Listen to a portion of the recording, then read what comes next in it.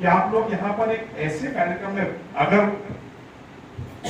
3 रोज पहले अगर मैं इस चुनाव सुधार को लेकर अपना थोड़ा सा अध्ययन नहीं करता तो शायद आपको साधुवाद आने के लिए नहीं देता। और मुझे लगता है कि एक साधुवाद इसलिए बनता है क्योंकि चुनाव सुधार एक ऐसा विषय है भारत में जिसमें सार्वजनिक फोरम पर बात करना अपने आप में गुर्दे का काम है, दम का काम है। क्यों? क्योंकि जब इसकी तैयारी करने के पहले मैंने देश के विश्व के सबसे, धरती के सबसे 2 बड़े विद्वान, उनसे बड़ा विद्वान आज तक कोई पैदा ही नहीं हुआ, गूगल का आर्टिफिशियल इंटेलिजेंस का ऐप जेमिनी और माइक्रोसॉफ्ट की आर्टिफिशियल इंटेलिजेंस का ऐप बिंग। पहले मैंने बिंग से पूछा कि give me some information about electoral reforms in India. अंग्रेजी में बोलो तो अच्छे से समझते हैं, हालांकि अंग्रेजी में बोलने में कोई, लिखने बोलने में कोई दिक्कत नहीं, क्योंकि मैंने जीवन में जितना भी अर्जित किया है उसे अंग्रेजी भाषा के ही कारण अर्जित किया है। तो उसने जवाब दिया, I am extremely sorry, I can not give you inputs because this is a sensitive topic. उसके बाद में जो दूसरा जो होता है वो जेमिनी पर गया, जो गूगल का है। जब वो जेमिनी से पूछा तो जेमिनी ने भी यही कहा कि इस विषय पर मैं आपको जानकारी नहीं दे सकता, आपको अगर ज्यादा जानकारी चाहिए तो आप इंटरनेट सर्च कर लो। तो मुझे लगा कि क्या ये सचमुच में इतना खतरनाक टॉपिक है कि जिसमें ये दुनिया के जो 2 बड़े सेठों की जो कंपनी है, माइक्रोसॉफ्ट और गूगल, ये इस पे टिप्पणी करने से बच रहे हैं। फिर समझ में आया नहीं, उनको भारत में व्यापार करना है और भारत में व्यापार करने के लिए उनको भारत सरकार की कदम कदम पे अनुमतियां लेनी होती है।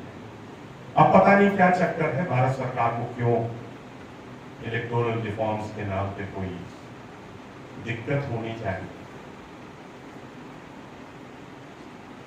पर जिस तरह से भारत सरकार की बात यदि हम छोड़ दें, हम भारत की बात करें, क्योंकि सरकार बदलती रहती है, government of the day changes. Election जो भारत में है उसको लेके 2016 में अमेरिका की जो राष्ट्रपति का चुनाव लड़ रही थी हिलेरी क्लिंटन, जिनके हस्बैंड 2 बार वहां राष्ट्रपति रहे, उन्होंने कहा कि भारत के चुनाव पूरी दुनिया में चुनाव व्यवस्था का गोल्ड स्टैंडर्ड है, इससे अच्छी चुनाव व्यवस्था पूरे दुनिया में कोई है नहीं। और ये बात सही भी है। दुनिया के बहुत सारे मुल्क हैं जो डेवलपिंग कंट्रीज हैं, वो सब भारत आते हैं कि आपकी जो चुनावी व्यवस्था है वो चलती कैसे है। एक किस्म का ये अजूबा है। हमारे यहाँ देश में जितने भी चुनाव हुए, आप सब लोगों को पता है कि चुनाव हो जाने के बाद में जो राजनीतिक दल हार जाता है वो कहता है कि बेईमानी हुई। पर जब देश 1950 में बना, उसके बाद में जो शुरू के 3 चुनाव हुए 67 तक, उन चुनावों को लेकर कभी भी कोई आपत्ति किसी ने दर्ज नहीं की कि ये चुनाव गड़बड़ हुई, कोई गड़बड़ियां हुई। 67 के बाद से जो राजनीतिक प्रतिस्पर्धा जब बहुत मारकाट वाली हो गई, तो फिर ये तरह तरह के सवाल होने लगे। और आपको, मुझे पता नहीं आपके क्या विचार हैं, क्योंकि आजकल होता यह है कि व्यक्ति के विचार वो लाइन के किस तरफ है इससे तय होते हैं। वो यदि उधर है तो उसके विचार अलग होंगे, वो इधर है तो अलग होंगे। 2024 का जो चुनाव हुआ उसके बारे में ये माना गया, ये कहा गया कि निर्वाचन आयोग के प्रति सबसे ज्यादा लोगों में अविश्वास रहा, भरोसा नहीं था।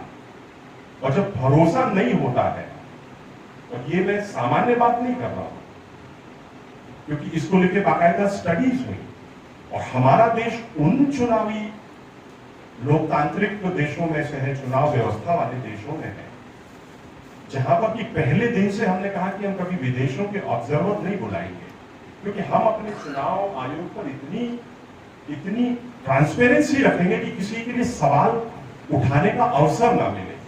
तो कभी भारत ने अलाउ नहीं किया बाहर के लोगों को, और बाहर के लोगों ने इस बात को माना। लेकिन इस बार ऐसा क्या हुआ? हम बात नहीं कर रहे ईवीएम से, हम बात नहीं कर रहे इलेक्टोरल रिफॉर्म के नाम पर जो सुप्रीम कोर्ट के निर्देश पर जो चुनाव आयुक्तों की जो नियुक्ति को लेकर जो प्रक्रिया हुई, हम उसकी बात नहीं कर रहे। ओवरऑल एक लोगों के मन में संशय पैदा हुआ, और सामान्य प्रक्रिया यह है कि यदि संशय पैदा होता है, जैसा अंग्रेजी में कहते हैं कि the seizures wife should be above board, उसका निदान निवारण तत्काल चुनाव आयोग पूर्व में परंपरा रही है कि हमेशा करती रही है। तब तक करते रही क्योंकि आप पर प्रश्न उठाने वाले जो लोग हैं वो आम जनता बाद में होती, पहले राजनीतिक दल है। राजनीतिक दल को समझाना आसान है चुनाव आयोग के लिए बजाय जनता को, और चूंकि आप राजनीतिक दलों को अच्छे से नहीं समझा पाए और वो परसेप्शन लोगों के मन में बन गया, तो कहीं ना कहीं एक गंभीर मुझे लगता है कि कमी रही, जिसके कारण आज ये भारत में बात होने लगी कि चुनाव सुधार। क्योंकि हम देखते हैं कि भारत में जिस तरह के चुनाव है वो सबसे चुनावी व्यवस्था है, सबसे बेस्ट व्यवस्था है। इसमें चुनाव सुधार के लिए कुछ 2-4-6 चीजें हैं जिस पे हम अभी बात कर लेंगे। तो ये संभवतः इसलिए हुई क्योंकि चुनाव आयोग का पूरा जो तंत्र है वो पारदर्शी नहीं रहा। जबकि शुरू में जब देश आजाद हुआ तो ये माना गया कि चुनाव करवाएंगे अधिकारी और चुनाव आयोग खत्म। तो उस समय तो चुनाव आयुक्त भी नहीं बनाया था, उन्होंने कहा बस केवल चुनाव होते समय एक आयुक्त रहेगा और चुनाव जैसे ही होंगे तो वो खत्म हो जाएगा। संविधान सभा की डिबेट में बार बार ये बात आई कि साइमल्टेनियस चुनाव होना चाहिए, जिसको बोलते एक देश एक चुनाव। तब अंबेडकर जी ने कहा, बाकी लोगों ने भी उसको ध्वनिमत से कहा कि ये संभव नहीं हो पाएगा क्योंकि इसको लेकर समस्याएं बहुत होंगी। पर तब भी ज्यादातर लोगों का ये मानना था कि हाँ, हमें एक साथ ही संसद, विधानसभा और पंचायत के चुनाव कर लेना चाहिए, क्योंकि एक ही बार मिलिट्री लगाना होगी, एक ही बार पुलिस लगाना होगी, एक ही बार पोलिंग बूथ बनाना होगा, एक ही बार अधिकारियों की वो करना पड़ेगा, एक बार में सब चीज हो जाएगी। पर लोगों को ये पता थोड़ी था कि सरकार इतनी जल्दी बदलने लगेगी। उस समय एक बात आई कि उपचुनाव होंगे, तो उपचुनाव होंगे तो उसके लिए फिर समस्याएं पैदा होंगी। पर कुल मिला के लोगों ने कहा कि हम देखेंगे बाद में क्या होता है। और अंत में ये जब बहुत जम के ये डिबेट चली, एक देश एक चुनाव, तो भारत के प्रधानमंत्री ने भी कहा कि इस विषय पर भी हम और चर्चा करें, क्योंकि कब कौन सी सरकार गिर जाए, कब विधायक बदल जाए, अब बदलना तो दूर की बात है, कब विधायक गिर जाए, उनकी कीमत लग जाए, ये भरोसा नहीं। और जबकि जो राजनीति के क्षेत्रों में है उसके बारे में तो ये कहा जाना चाहिए कि नैतिकता का वो सर्वोच्च उदाहरण प्रस्तुत करेगा। पर दुर्भाग्य ये है कि जो हमारे लीडर्स हैं, और जब मैं लीडर्स कह रहा हूँ केवल पॉलिटिकल लीडर नहीं है, सोसाइटी में सभी लोग लीडर्स हैं, जो भी शीर्ष पर है अपने फील्ड में, उस पर ये ज्यादा जिम्मा है कि भाई आप जो उदाहरण प्रस्तुत करेंगे, और आप जो उदाहरण प्रस्तुत हो गए तो नीचे भी उदाहरण आ गए, ये ठीक है बिक जाइए, तो अब उसको आप वो तहसीलदार को क्यों रोकते हैं भ्रष्टाचार करने से? वो अगर बिकता है तो पुलिस वाले को क्यों रोकते हैं? आप भी तो बिक रहे हैं, आप जो नियम कानून है, ये एक विषयांतर होगा। तो हम लोग बात करें, मैं अपनी बात जल्दी खत्म करूंगा।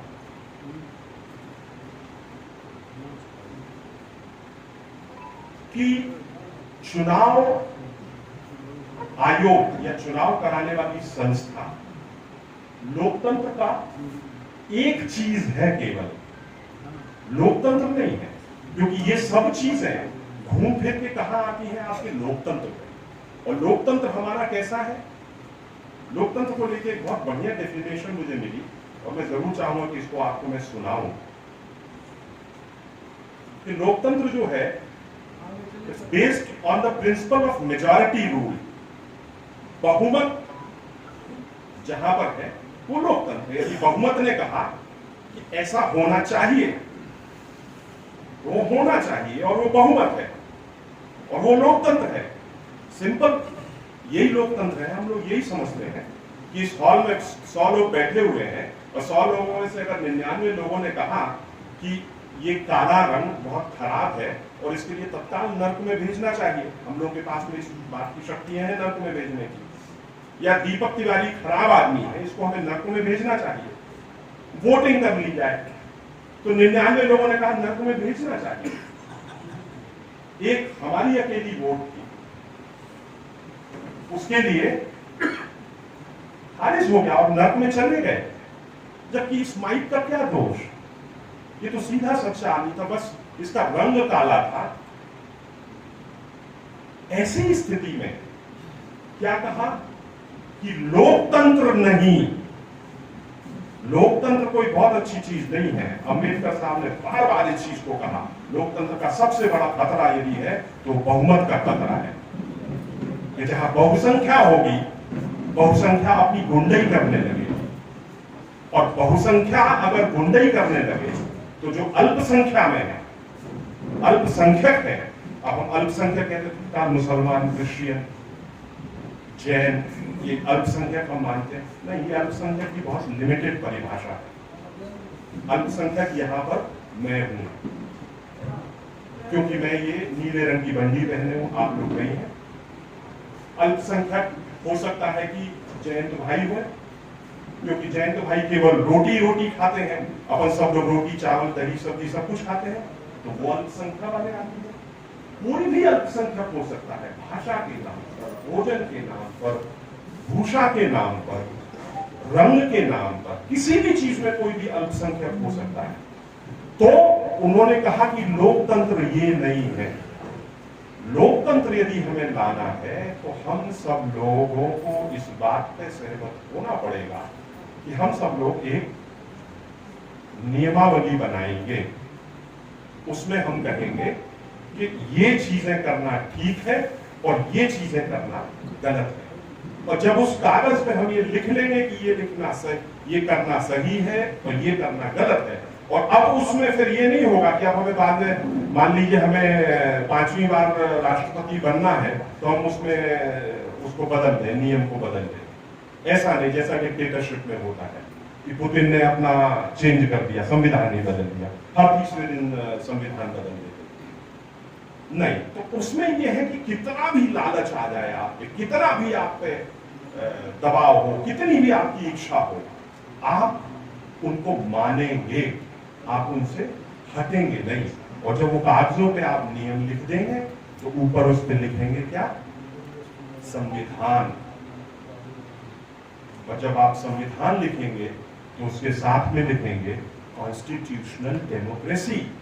तो हम लोग एक लोकतांत्रिक गणराज्य हैं, उस पर हम लिखेंगे कॉन्स्टिट्यूशनल रिपब्लिक।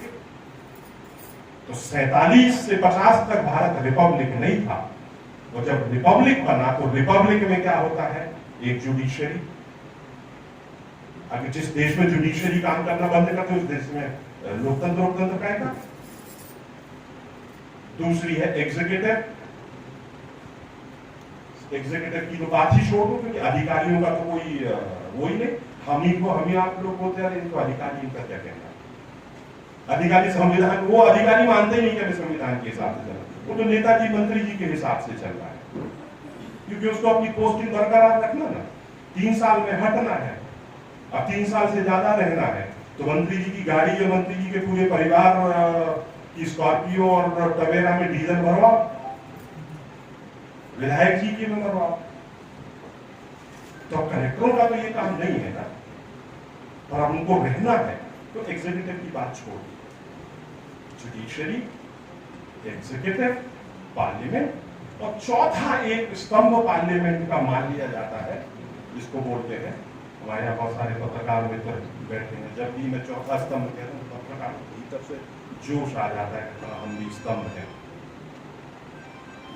अब बेचारे उन स्तंभों के लिए क्या क्या नाम दिए जाने लगे हैं वो, हालांकि कोई ये चौथा स्तंभ कोई लिखित नहीं है दुनिया में। 1876 की बात है, ब्रिटेन की पार्लियामेंट में डिबेट चल रही थी, एक एडमंड बर्क नाम के साहित्यकार थे, वो भाषण दे रहे थे, वो लॉर्ड थे, माने जैसे राज्यसभा में चुने जाते हैं, तो भाषण देते हुए उनसे कहा गया the people sitting in the fourth gallery, उस समय वो चौथी गैलरी में बैठे थे, तब से फोर्थ एस्टेट हो गया, पत्रकारों के लिए फोर्थ एस्टेट हो गया, चौथा स्तंभ हम माने जाते। तो यदि इन 4 स्तंभों में कमी है तो आपका लोकतंत्र नहीं चल सकता, क्योंकि हमारा जो डेमोक्रेटिक सिस्टम है वो फर्स्ट पास्ट द पोस्ट का सिस्टम है। 100 वोटों में 4 लोगों ने चुनाव लड़ा, एक के लिए मिली 45 वोट, दूसरे के लिए मिली 30 वोट, चौथे के लिए 32 वोट और एक अगले के लिए उससे कम वोट मिली। तो अब जो 45 से 48 वोट वाला जो भी उसमें जिसको सबसे ज्यादा वोट मिली वो जीत गया, जबकि उससे ज्यादा वोट तो उन लोगों की है जिन्होंने उसको चुना नहीं। 37% में, मुझे ये पता नहीं सबसे कम प्रतिशत में कब सरकार बनी है, पर हम लोगों ने देखा है तो कम प्रतिशत में भी सरकार बन जाती। तो ऐसी स्थिति में ये free judiciary, free media, free executive, ये सब चीजें होना चाहिए। तो जब तक ये नहीं होंगी तब तक आपका लोकतंत्र काम नहीं कर सकता। लोकतंत्र के लिए चुनाव सुधार, चुनाव आयोग केवल एक चीज है। अब हम लोग चुनाव सुधार की बात करें तो समय समय पर बहुत सारे हमारे देश में सुधार होते रहे हैं और अच्छे के लिए हुए हैं। सबसे बड़ा चुनाव सुधार हुआ जब हम लोगों ने 18 वर्ष का अधिकार दिया, मताधिकार का अधिकार दिया। एक और बात मैं आपको बताऊं, यूरोप के ढेर सारे देशों में 1950 में महिलाओं को वोट डालने का अधिकार नहीं था। 1950 में हमने महिलाओं को वोट डालने का अधिकार दिया। हमने मतलब हमारे संविधान ने, हमारे जो फाउंडिंग फादर्स थे उनने। तो हम इस मामले में लोकतंत्र, डेमोक्रेसी के मामले में बहुत प्रोग्रेसिव रहे हैं। पर जैसा मैंने शुरू में कहा कि 24 के चुनाव को लेकर जो संदेह उत्पन्न हुए, उनको लेकर चुनाव आयोग की तरफ से तत्परता से उनका निदान नहीं हुआ। और यही कारण है कि निरंतर एसोसिएशन फॉर डेमोक्रेटिक रिफॉर्म्स, इस नाम का एक एनजीओ काम कर रहा है, आप लोग जरूर देखिएगा। उसमें जगदीप जोकर है, उनसे 8-10 साल पहले भोपाल में मिला था, उस समय उन लोगों का काम बहुत शुरुआती स्टेज में था। उन्होंने बड़ा जिसको कहें कि काम कर रहे हैं, उन्होंने खोज के लाए कि किस तरह से लगभग 176 कॉन्स्टिट्यूएंसीज में ज्यादा वोटें गिरी हैं और गिनी कम गई हैं, और लगभग 300 की कुछ ऐसी हैं जहां पर कम वोटें गिरी पर गिर जाती गई हैं। 2019 में ऐसी कोई गड़बड़ी नहीं हुई थी। अगर ऐसा हुआ तो इसको तो लेकर तत्काल चुनाव आयोग को सामने आना चाहिए था। आज तक चुनाव आयोग ने इसमें कोई स्पष्टीकरण नहीं दिया। फिर ठीक चुनाव के पहले हम लोगों ने देखा कि जिस तरह से, क्योंकि देखिए जब हम रिफॉर्म्स की बात करते हैं तो सबसे पहले चुनाव की हम जब भी बात करते हैं तो 2-4 चीजें चुनाव सुधार के नाम पे हम और आपको, अब क्या क्या सुधार हुए हैं उसमें मैं नहीं जाता हूं। चुनाव की बात करते हैं तो सबसे पहले कि पैसा इतना खर्च क्यों करते हैं भाई लोग, ये अपराधी तत्व इतने क्यों हैं चुनाव में, इनको कम किया जाए। पैसे को लेके एक तो क्या है, पाखंड हम लोग बहुत मजे से उसको स्वीकारते हैं। आप विधायक का चुनाव लड़िए, आपको 16 लाख की लिमिट है, पर जिस दमदम दिगा पार्टी से आप चुनाव लड़ते हैं उस पार्टी के लिए खर्च करने की कोई लिमिट नहीं है। आप 16 लाख पे उसके पास में 16 लाख अरब करोड़ रुपए भी वो चुनाव में खर्च कर सकती है। इस पर कोई सीलिंग नहीं है। यही कारण है कि आप पाते हैं कि हेलीकॉप्टर में वो स्टार प्रचारकों के नाम जाएंगे, लोग घुमाते रहिए तो उसमें भी सब में बदमाशियां कुछ। फिर हमने देखा कि ठीक चुनाव के पहले इलेक्टोरल बॉन्ड्स का मामला हुआ। इलेक्टोरल बॉन्ड के मामले में जिस तरह से जानकारी छुपाने का काम हुआ, अभी 3 दिन पहले एक पूनम अग्रवाल नाम की पत्रकार है, उनको मैंने अपने एक ट्रेनिंग हम लोगों ने की थी मार्जिनल कम्युनिटी के पत्रकारों के लिए, जिस जगह पर मैं अभी एम्प्लॉयड हूँ, ऐसा ग्लोबल इन्वेस्टिगेटिव जर्नलिज्म नेटवर्क, उसका मैं भारत में संपादक हूँ। तो अभी हम लोग जो मार्जिनल कम्युनिटी के जो पत्रकार हैं उनकी कैपेसिटी बिल्डिंग पे कुछ काम कर रहे हैं। तो आरटीआई का इन्वेस्टिगेटिव रिपोर्टिंग में एडवांस यूज कैसे हो, तो पूनम अग्रवाल थी। पूनम अग्रवाल वो लड़की है जिसने भारत सरकार चुनाव आयोग कहता रहा कि ये जो इलेक्टोरल बॉन्ड नाम का जो कागज है इसमें कोई अल्फा न्यूमेरिक नंबर नहीं है, एफिडेविट पे एफिडेविट देते रहे, इसमें कोई अल्फा न्यूमेरिक वही नंबर है जो नोट जब आप देखते हैं ऐसे ऐसे उसमें नंबर दिखता है। उस लड़की ने कुछ नहीं किया, एक आरटीआई लगाई 50 रुपया की, 15 रुपया की, ले गई एक फॉरेंसिक लैब में, कहीं इसको भाई साहब जांच दो। उसने जांचा, जिसमें उसने यूवी रेज डाली, इसमें तो नंबर है, नंबर देखा और वो पूरा। अंत में सुप्रीम कोर्ट ने उसी आधार पर वो निर्णय दिया कि जब इसमें अल्फा न्यूमेरिक नंबर है तो आपको ये पता है कि किस राजनीतिक दल ने कितने खरीदे हैं और आप इस जानकारी को छुपा नहीं सकते। क्योंकि देखिए दो चीजें हैं, एक राइट टू इंफॉर्मेशन, सूचना का अधिकार, और दूसरा है राइट टू इंफॉर्मेशन एक्ट। तो ये सब जो हमारे सभी सुधी लोग हैं उनके लिए जानकारी समूह का काम है। आरटीआई एक्ट में यदि कोई जानकारी आपको कोई देने से मना कर दे तो इसका मतलब ये नहीं है कि आपको उस जानकारी का अधिकार नहीं है। आप कोर्ट जाएंगे, आपको जानकारी 1001% मिलेगी, क्योंकि सूचना का अधिकार आपका मौलिक अधिकार है। एक्ट तो उस अधिकार को पालन करने के लिए बनाया गया है। हम लोग ये देख लेते करें आरटीआई में ये चीज कवर्ड नहीं है, आरटीआई वाले उसने लिख दिया कि ये तो चीतों नामीबिया से भारत आए चीता क्यों मर रहे हैं, इसको लेके एक पत्रकार ने आरटीआई लगाई आपके ग्वालियर चंबल में पालतू टूलों में। तो उसको जानकारी इसलिए नहीं दी क्योंकि राष्ट्रीय सुरक्षा से जुड़ा मुद्दा है। अब चीता कहां पाकिस्तान से लड़ने जा रहा है या चीन से गलवान में लड़ने जा रहा है, पर जैसे ये किया तो लोग सक्रिय हो गए। चुपचाप वो जानकारी दे देता तो किसी को पता भी नहीं चलता। तो ये जो हमारे जानकारी जो आई इस चुनाव में कि इतने ज्यादा वोट पड़े और गिने कम गए, उसके कारण ऐसा बोलते हैं कि 6 कॉन्स्टिट्यूएंसीज तो ऐसी हैं कि वहां जो वोटों जितने वोट नहीं गिने गए हैं या जो बढ़े हैं वो जीत हार का अंतर है। तो अब इस पे चुनाव आयोग को बोलना चाहिए। तो चुनाव आयोग सरकार के पास में कहता है, इंटरव्यू देते हैं माननीय जी उनके, कि हमने सरकार से निवेदन किया है कि जो चुनाव सुधार के लिए जो ये जो पड़ा हुआ है आपके पास इसको लेके बिल लाए, कि 2 साल सजा होगी यदि आप एफिडेविट में गलत जानकारी देंगे तो। अरे दादा, जिन नेताओं के पास में तुमने ये भेजा है कानून बनाने के लिए, वो सब नेता यदि एफिडेविट में सही जानकारी देने लगे तो हो गया ना। अरे नहीं करी हमने शादी, हमने लिख दिया है एफिडेविट, आपकी कहती है हमारी घरवाली कि हमने करी शादी, नहीं है हमारी जमीन, तो एफिडेविट। अब इसको लेके चुनाव आयोग ने कहा कि 2 बरस की सजा हो, कैद हो, तो चुनाव लड़ने से बेकार हो। तो फिर पता नहीं कितने लोग पहुंचेंगे। दुर्भाग्य यह कि कई बार हम लोग उसका दुरुपयोग भी करने लगते। कोई अच्छा आदमी होए, उसको कोई हम झूठे मामले में फंसा दें, तो वो एक अलग बात है। पर अभी अब जो आने वाले समय में जो 1-2 महत्वपूर्ण चीजें हैं, मुझे लगता है कि जिन पे हम सब लोगों को जरूर ध्यान देना चाहिए कि चुनाव सुधार से ज्यादा महत्वपूर्ण ये है क्योंकि वही रिप्रेजेंटेशन का एक्ट था और एक सेशन था। हालांकि जो जानकार लोग हैं इस विषय के, वो कहते हैं कि टीएन शेषन का तो चूंकि वो नए जमाने के थे तो नाम बहुत हुआ। सबसे अच्छा जो काम किया वो पहले हमारे जो चुनाव आयुक्त हुए सुकुमार सेन, उन्होंने किया।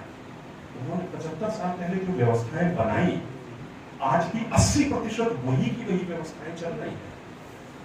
ईवीएम दूसरा एक विषय है जो इलेक्टोरल फंडिंग के बाद एक जिसमें मुझे लगता है कि इसको लेकर क्लैरिटी ले आना चाहिए, क्योंकि जनता में जो परसेप्शन बन गया है मुझे उस विषय में कोई जानकारी नहीं है, सही है या गलत है, क्योंकि उसके विषय में तो भारतीय जनता पार्टी के एक सांसद हैं GVL नरसिम्हा राव, उन्होंने 2009 में पूरी एक EVM की किताब लिखी थी, डेमोक्रेसी इन डेंजर।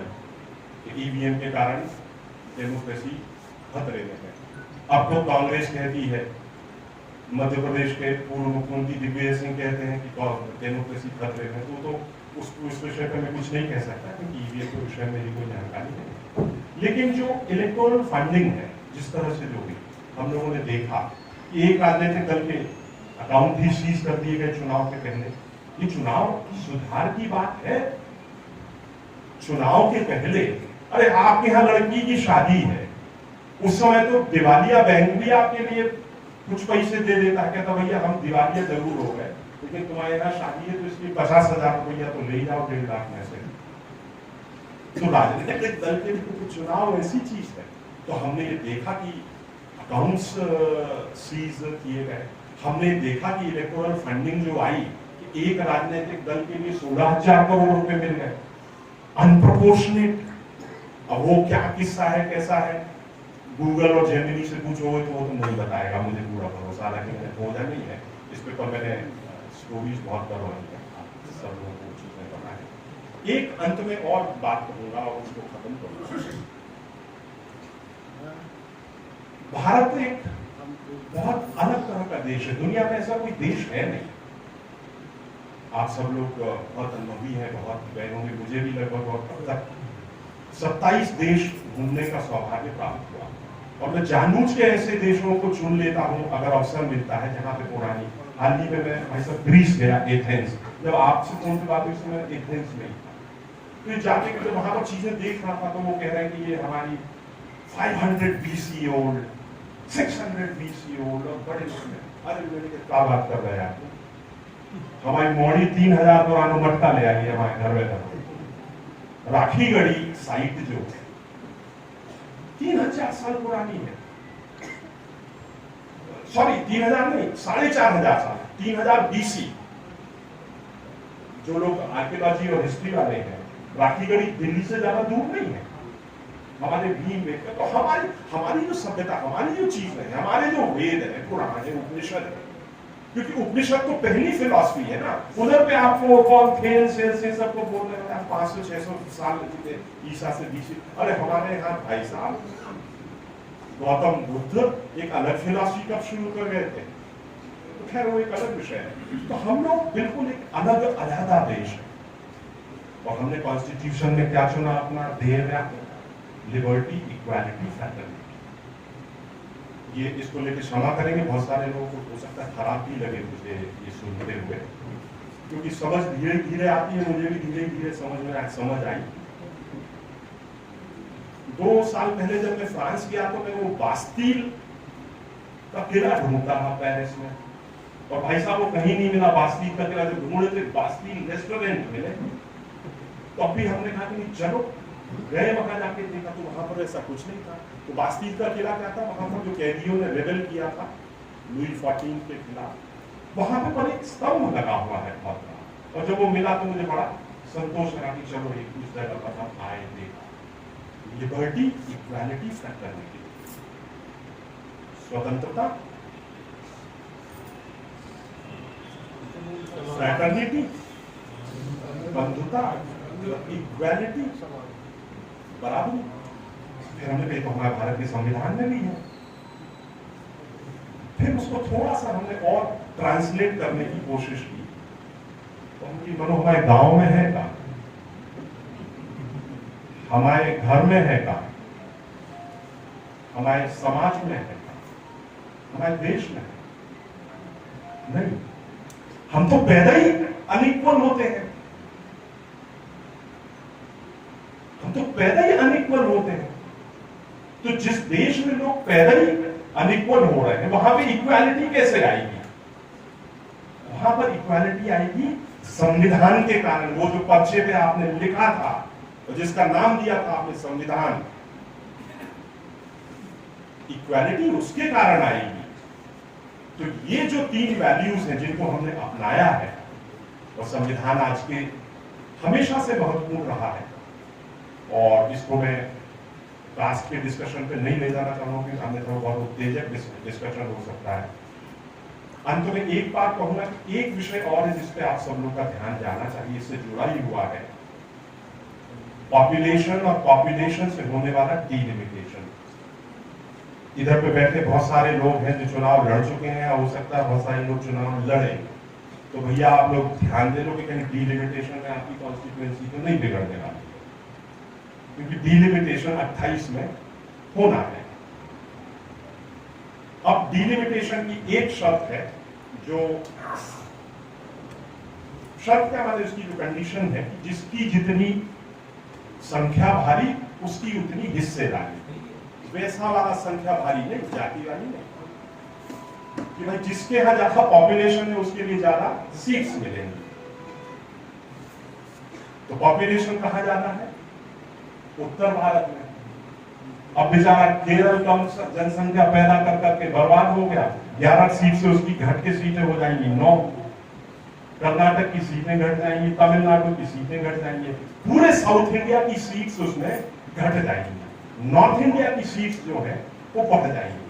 तो संविधान कह रहा बराबरी, एक आदमी भी अगर कोई अल्पसंख्यक है, माइनॉरिटी है, माइनॉरिटी आप उस संदर्भ में मत लेना, मतलब उसके विचार यदि अलग है तो उसको भी प्रोटेक्ट किया जाना चाहिए। तो उसका तो प्रोटेक्शन खत्म हो गया पूरे साउथ इंडिया का, और पूरे साउथ इंडिया का प्रोटेक्शन अगर खत्म हो गया तो हम नए गृहयुद्ध की तरफ बढ़ेंगे। जो इतने वर्षों में हम लोगों ने अपने भारत को इकट्ठा किया है, तोड़ा तो पाकिस्तान को ही है, इतने वर्षों में इकट्ठा हमने भारत को रखा है, जो कि अपने आप में बहुत बड़ी उपलब्धि है।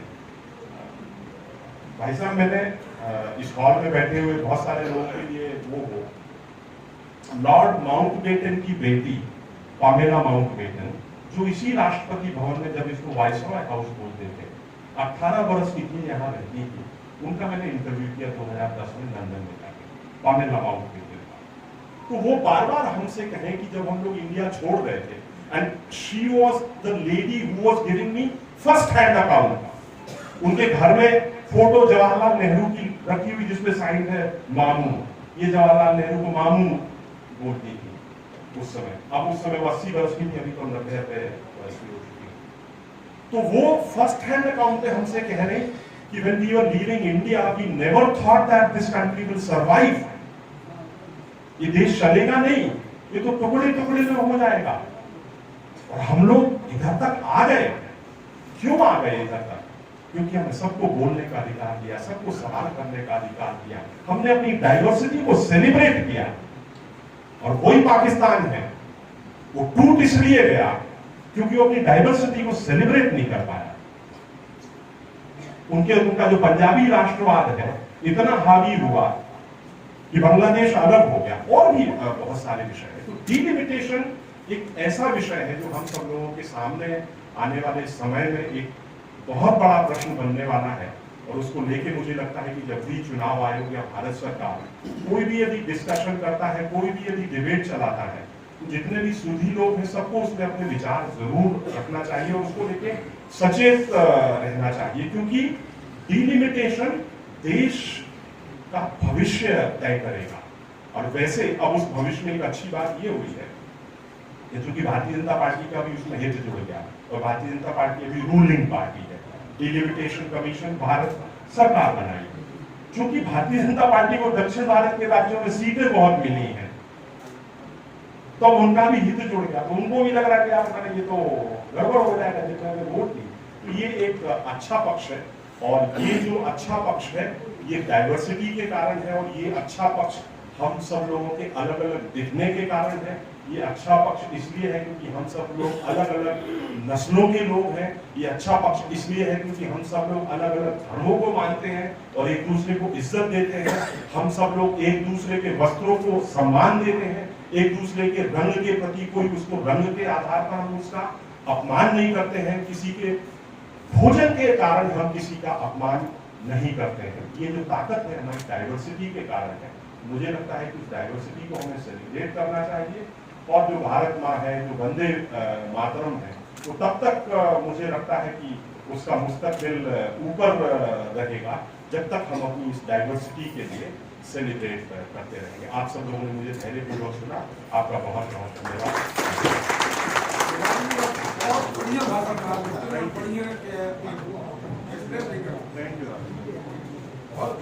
हमें चुनाव सुधार विषय पर बहुत महत्वपूर्ण बात हमारे दीपक तिवारी जी से सुनने के लिए है। अब मैं अध्यक्ष के उद्बोधन के लिए आदरणीय रघु ठाकुर जी को आमंत्रित करता हूँ कि वे संबोधन। और हमारे साथियों से अनुरोध है, कुछ लोगों के मोबाइल बज रहे हैं तो उससे डिस्टर्ब होता है, कृपया में आप साइलेंट कर दें ताकि अपन कुछ लिख रहे हैं, कुछ बातें ऐसी होती हैं निकल जाते हैं, तो बहुत कृपापूर्वक अनुरोध है।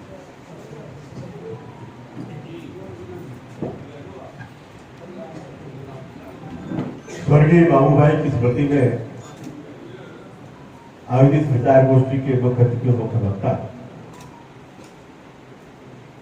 माखनलाल चतुर्वेदी पत्रकारिता विद्यालय के पूर्व कुलपति और हमारे साथी भाई दीपक तिवारी जी, न केवल मध्य प्रदेश में बल्कि देश के अनेक इलाकों में जिनकी पत्रकारिता को याद करते हैं, वरिष्ठ पत्रकार डॉक्टर जयंत तंवर जी, डॉक्टर सरस सिंह जी, मंच पर बैठी हमारी छोटी सी बेटी प्रिया सिंह जी, आज के कार्यक्रम के संचालक जिनकी कृपा से हमको अवसर मिल पाया, भाई राम पटोली जी, यहाँ हाल में उपस्थित सभी विद्वान भाई लक्ष्मण यादव जी, बंदी प्रसाद जी, सभी साथियों दोस्तों बातों में भाई दीपक जी ने एक बहुत ही अच्छा भाषण दिया और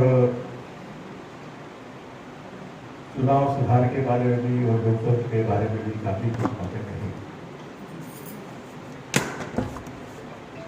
अच्छा भाषण वो भी होता है जो कुछ देर को होता है, परंतु कभी कभी कुछ सरल बातें भी करने जरूरी है।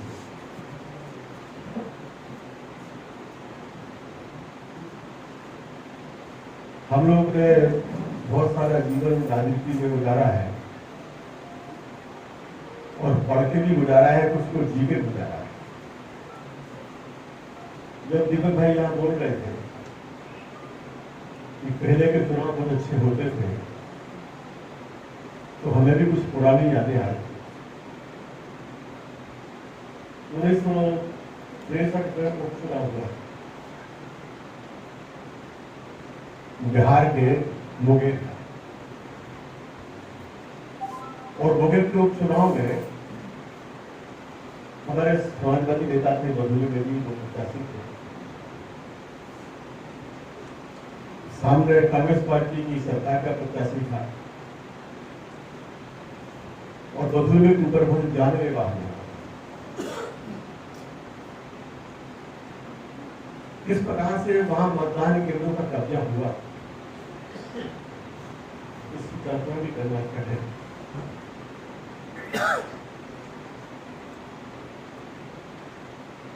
मजलूम की जान कैसे बची, इसकी कल्पना करना क्या कठिन।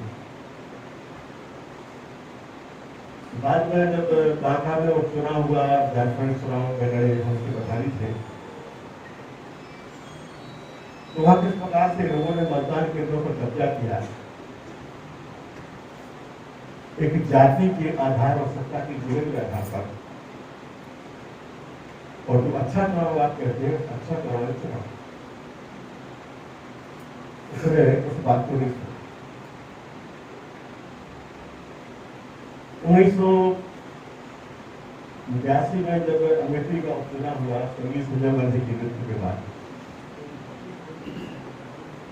और हमने अपने मित्र सोनिया को प्रत्याशी बनाया। लक्ष्मण यादव जी कुछ थे, फिर कुछ दिन थे वहां। मतदान केंद्र का सुबह हम लोग करता है, सारे के सारे 850 900 जो मतदान केंद्र थे, सारे प्रभारी को हम लोग जेल में डाल दिया, प्रत्याशी को भी जेल में डाल दिया। और हम लोग रोते रहे, हर रोते रहे, हल्ला करते रहे, चिल्लाते रहे, हाईकोर्ट भी गए और चुनाव यथावत रहा की सरकार 1991 में मेरे को भिंड से चुनाव, और जो भिंड के लोग हैं वो जानते हैं, मेरे तो भी जानते हैं किस प्रकार से एक जाति को वहां पर गया। तो पहले का चुनाव आयोग बहुत अच्छा था, अभी का खराब है। पहले कमियां अलग प्रकार की थी, आज कमियां अलग प्रकार की। और हमको चाहिए कि ऐसा चुनाव हो जिस चुनाव में ना बाहुबलों की ताकत चल पाए, ना सत्ता की या मशीन का धोखा। दूसरे चुनाव सुधार का तात्पर्य है, क्योंकि लोकतंत्र जो हमने स्वीकार किया सस्ती लोकतंत्र, और जिस बात की चर्चा जी भाई कह रहे थे वो आदर्श लोकतंत्र हो सकता है जहां एक व्यक्ति की राय का सम्मान। तो राय का सम्मान और बहुमत का अधिकार, ये तो भिन्न भिन्न चीजें हैं। बहुमत का अधिकार होता है क्योंकि बहुमत ताकत देता है। अगर कोई भी लोकतंत्र की व्यवस्था होगी या संसदीय लोकतंत्र की व्यवस्था भी कितनी आदर्श भी होगी, तो लोकतंत्र में तो बहुमत के लिए आपको इतना नहीं होगा, परंतु वो व्यक्ति उनके दिमाग में लोकतंत्र की क्या कल्पना है ये बात।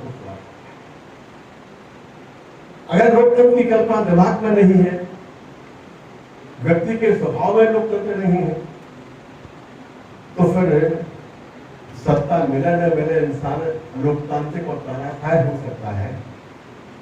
और व्यक्ति के दिमाग में अगर लोकतंत्र की भावना है तो बहुमत के मिलने के बाद भी वो एक भी व्यक्ति का सम्मान करने का काम।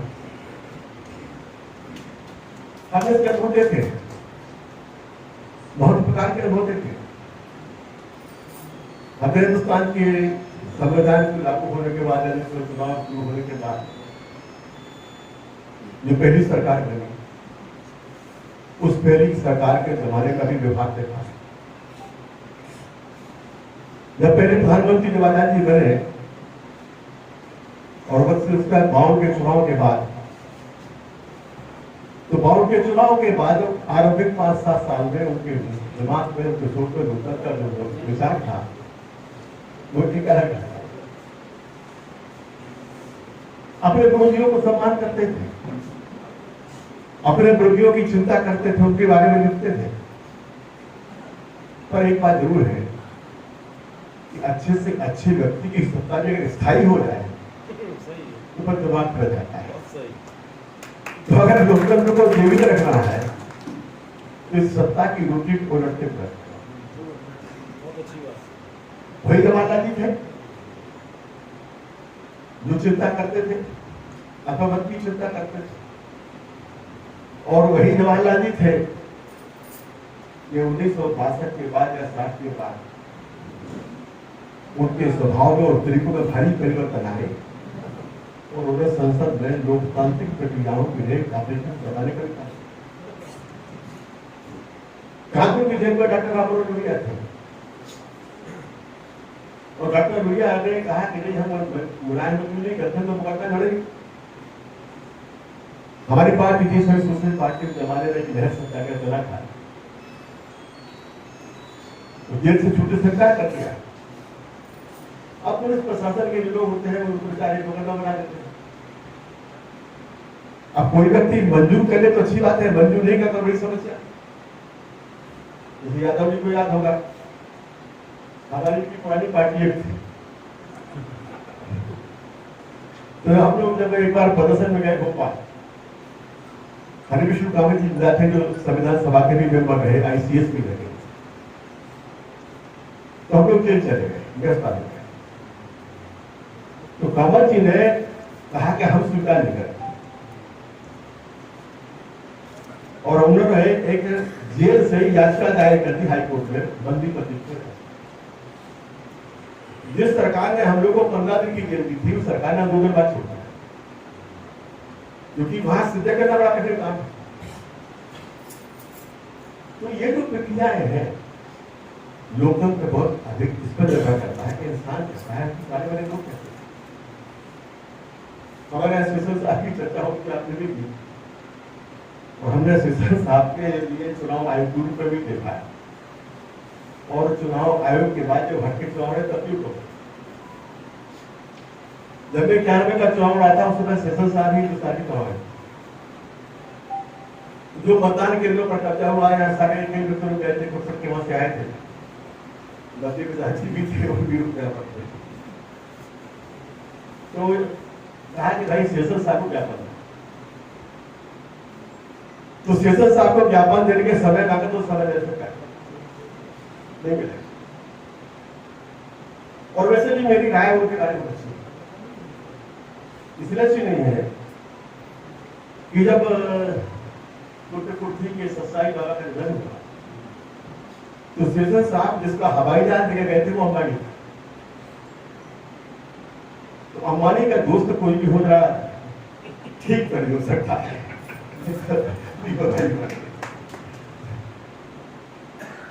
तो खैर जो बात मैं कह रहा था कि सेशन साहब ने क्या कहते,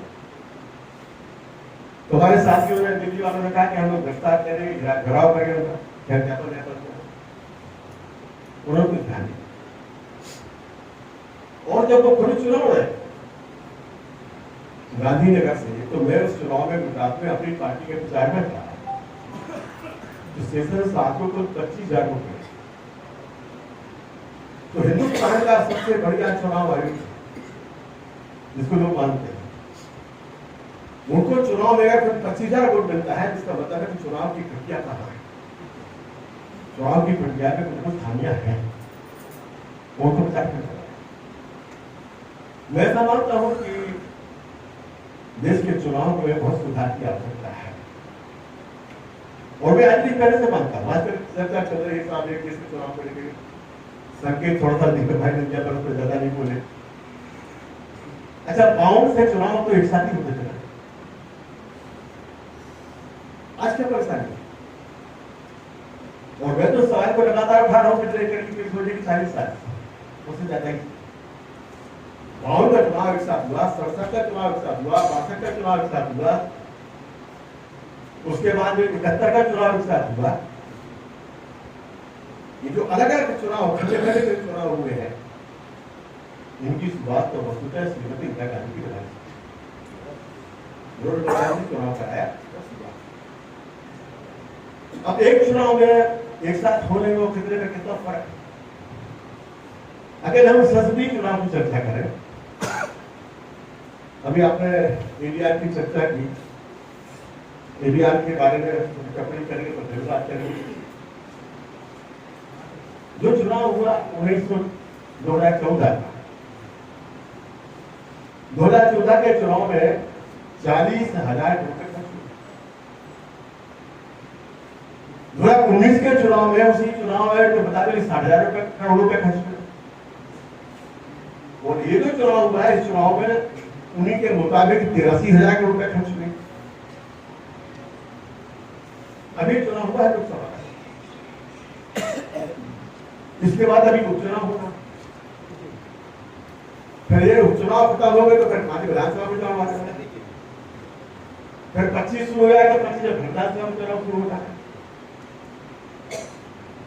तो आखिर इस बार चुनाव के होते क्या देश के ऊपर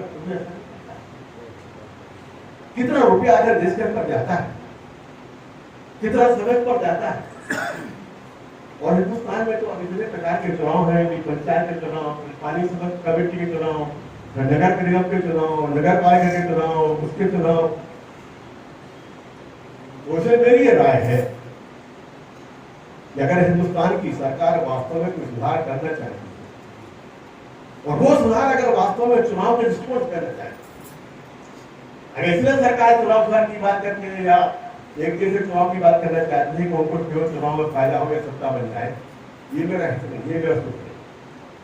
मेरी ये मानता है कि अगर हिंदुस्तान में वास्तव में आर्थिक सवालों को छोड़ करके आर्थिक खर्च को भी बचाने के लिए और एक बेहतर लोकतंत्र के काम होना है, तो पंचायत से लेकर पार्लियामेंट के सारे हमारे साथ इस देश के 2 माह है, 3 माह या सारे चुनाव आज विचार की पार्टियां, विचार की पार्टियों का लोग नहीं, क्योंकि कार्यकर्ता के अंदर पैसे का खर्च हो रहा है। जिला पंचायत से लेकर पार्लियामेंट का चुनाव करेंगे, आपको गांव गांव में आपका कनेक्टिंग नेटवर्क मिल जाएगा, एक कोई पर्ची लड़ने वाला मिल जाएगा, सरपंच लड़ने वाला मिल जाएगा। तो ना केवल पैसा बचेगा देश का, ना केवल देश का समय बचेगा, ना केवल नौकरशाही के बहाना बचा के भाई क्या करें आचार संहिता 5 साल में अगर आप ईमानदारी से दीपक भाई कहते हैं तो मेरे ख्याल से 1.5 साल 2 साल तक फिर आचार संहिता कुछ नहीं हो सकता आचार संहिता। तो ये जो खर्च है, ये जो व्यवस्था है, व्यवस्था है उसी में समझता हूँ कि चुनाव के सुधार के समय पर केवल इतने नहीं होना चाहिए कि भैया पार्लियामेंट केवल विधानसभा साथ करें, आप सारे चुनाव साथ हो सकते हैं, कोई कठिन काम नहीं। और एक बार साहस से बढ़ने की आवश्यकता है। अगर दलित के दृष्टिकोण से लोग सोचेंगे तो किसी को पंचायत पार्लियामेंट का और विधानसभा का शासन अच्छा लगेगा, किसी को अच्छा लगेगा, किसी काम नहीं चलेगा। तो एक सवाल है। दूसरा सवाल है कि क्या के बारे में आपने कहा, छोटा सा काम कर रहे हैं हमारे दिल्ली की जनताओं के बारे में। कभी कभी इस पर भी सोचिए, और आपसे मैं खासकर से कहना चाहता हूं कि आपका लेखन इस समय दुनिया के विश्व में आया, ये जो इंडिया है,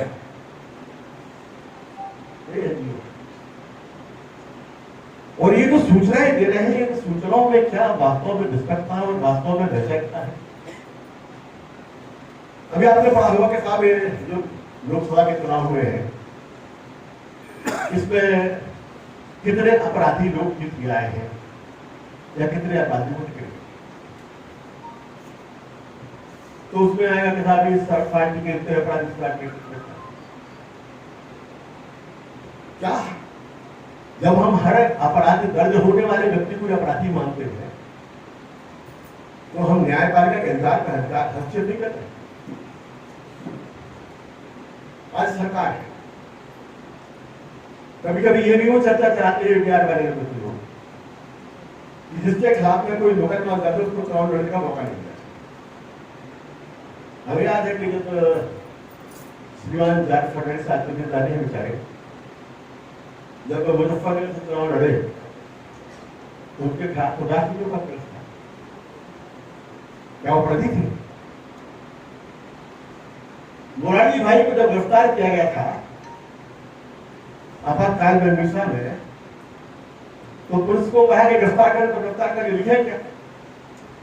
तो मोरारजी भाई की चार्जशीट में लिखा गया था कि मोरारजी भाई देसाई टेलीफोन के खंभे पे धरके तार काट रहे थे। ये चार्जशीट और सिपाही से चार्जशीट बनवाई तो क्या करें, नहीं लिखा जब मीसा बंद हुए तो ये लोगों से पैसा छुड़ा लेते हैं, हम पे लिखा गया मीसा, हमारे बारे में लिखा तो मीसा में जब गिरफ्तार किया तो सारे क्या कर लिखा कि भाई ये लोगों से पैसा। शरद यादव के बारे में लिखा कि ये होटल में मुफ्त में चाय पी लेते हैं, ये तथ्य है। तो इसलिए ये अधिकार अगर आप पुलिस के हाथ सौंप दोगे तो कल कोई भी प्रतिपक्ष का विरोध भारी नहीं होगा। खाली एक इशारा तो करते हैं मुख्यमंत्री को, एक मुकदमा दर्ज कर दो विपक्ष वाले खिलाफ, आप छोड़ नहीं सकते। और दूसरा, जिनके ऊपर अपराध दर्ज है वो अपराधी है। मैं कहना चाहता हूं कि चुनाव सुधार में ये भी होना चाहिए हिंदुस्तान में एक राजनीतिक अपराध की संहिता बनना चाहिए। ये जो क्रिमिनल प्रोसीजर कोड है, IPC से हट करके एक प्रोसीजर प्रोसीजर कोड बनना चाहिए कि जो लोग राज्य का अपराध करते हैं, जनता की सुरक्षा को आंदोलन करते हैं, चक्का जाम करते हैं, सड़क बंद करते हैं, इनके खिलाफ अगर मुकदमा दर्ज हो तो राज्य अपराध संहिता के तहत वो अपराधी नहीं है, वो समाज को गढ़ने वाले। आज 150 साल के बाद भगत सिंह को उसकी कहते नहीं कहते, आज महात्मा गांधी के लिए लोग कहने क्यों कहते? अगर ये नियम चलता है तो हमारे 56 साल करना चाहते हैं तो फिर तो महात्मा गांधी के अपराधी होते हैं, जवाहरलाल नेहरू के अपराधी होते हैं, तो नहीं कर पाते। तो कभी कभी हम लोग भी थोड़े व्यापक दृष्टिकोण से दिक्कत क्या सकता है, हर व्यक्ति अपराधी नहीं। और इसका एक तो बड़ा खतरा जो हो रहा है, वो खतरा हो रहा है कि लोकतंत्र के प्रति लोग अविश्वास होते हैं। आपने अभी पाकिस्तान के टूटने की बात की, वो तो सही बात है कि पाकिस्तान ने अपनी डाइवर्सिटी को सलाम नहीं किया। सही बात तो मैं कहूँ कि डाइवर्सिटी को स्थायी भी नहीं मानते हैं। आखिर कभी न कभी इसका कोई सोच चिंतारी नहीं करते। दुनिया में जहां जहां भी लोग डाइवर्सिटी को मानने वाले हैं और लोकतंत्र वाले हैं, वो भी कभी न कभी उसमें अंतरों को कैसे कम कैसे सोचते हैं। आज भाषा का बात, एक हमारा प्रदेश बोलता है कि भाई हमें हिंदी हमारे ऊपर राजतंत्र करने के लिए आई, हमें अंग्रेजी चाहिए। उत्तर भारत वाला कहता नहीं साहब हमको हिंदी। एक बात लोहिया कहते हैं, गांधी जी कहते थे कि भाई देश में देसी भाषाएं चलाएं, और ये भी कहते थे कि हर उत्तर भारतीय को एक कोई दक्षिण भारतीय भाषा सीखे, ताकि लोग मेरा हिंदी का साम्राज्यवाद चल रहा है, टेलीफोन बड़े क्या भावना सही है। अभी आज से 10 साल पुरानी घटना है, 11 साल पहले कांग्रेस की बेटी कन्मो जी जो सांसद भी हैं, मंत्री भी रहे हैं, उनका एक हवाई अड्डे के सिपाही से जवाब, तो उन्होंने कहा कि इसने हमारा अपमान किया है क्योंकि इसने हमसे कहा कि आपको हिंदी नहीं आती। एक तो कन्मो जी महीने में 4 बार 5 बार दिल्ली आती है हमारे यहाँ से, तो कौन सा आदमी बन जाता होगा? और जो लोग पोस्टेड जो वहां होते हैं उनमें भी आमतौर पर साउथ के लोग होते हैं जो वहां की भाषा भी जानते हैं, और कोई सिपाही उनसे कैसे पूछेगा कि आप क्या हिंदी नहीं आते।